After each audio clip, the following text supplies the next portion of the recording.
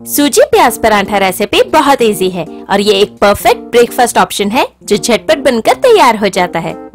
सूजी प्याज पराठा रेसिपी के लिए ये सारी सामग्री इकट्ठी कर लें। सूजी प्याज पराठा रेसिपी के लिए सबसे पहले 1.5 कप सूजी एक मिक्सिंग बाउल में डालें।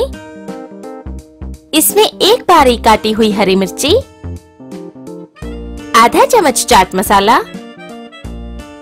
1/3 चम्मच किचन किंग मसाला, 1/3 चम्मच हल्दी पाउडर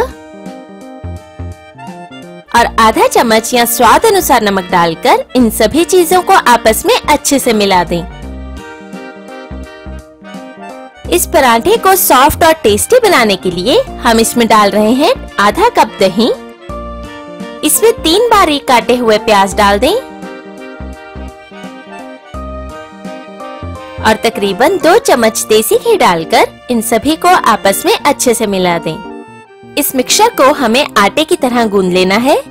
इस मिक्सचर में हमें बिल्कुल भी पानी मिलाने की जरूरत नहीं पड़ी है, लेकिन अगर आपका मिक्सचर थोड़ा सख्त बने तो आप उसमें गुनगुना पानी मिलाकर गूंद सकते हैं। इसी तरह अगर मिक्सचर थोड़ा ढीला बने तो आप उसमें थोड़ी सूजी मिलाकर पराठों के लिए इस तरह का एकदम परफेक्ट मिक्सचर तैयार कर लें। इस मिक्सचर को हम 10 मिनट के लिए ढककर अलग रख देंगे ताकि सूजी मॉइस्चर अब्सॉर्ब करके फूल जाए। 10 मिनट ढकने के बाद सूजी बहुत अच्छे से फूल गई है और सूजी प्याज पराठे का एकदम परफेक्ट मिक्सचर बनकर तैयार है। इसे हम थोड़ा सा गूंदकर सॉफ्ट कर लेंगे।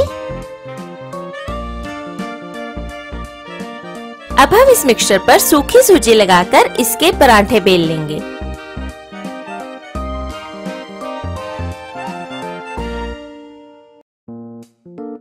इन सूजी प्याज पराठों को खस्ता बनाने के लिए हम इन पर इस तरह से थोड़ा देसी घी लगा लेंगे। देसी घी लगाकर हम इन्हें इस तरह से फोल्ड कर देंगे।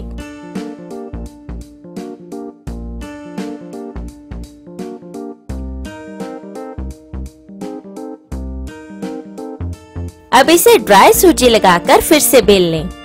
ऐसा करने से पराठे बहुत खस्ता बनकर तैयार होंगे।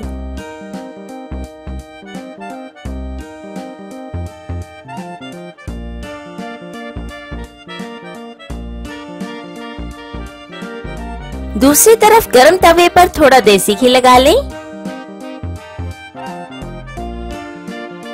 और इस पर तैयार किया हुआ सूजी प्याज पराठा डालकर सेक लें। पराठे को बारी बारी पलटकर दोनों तरफ से अच्छे से सेक लगवा लें।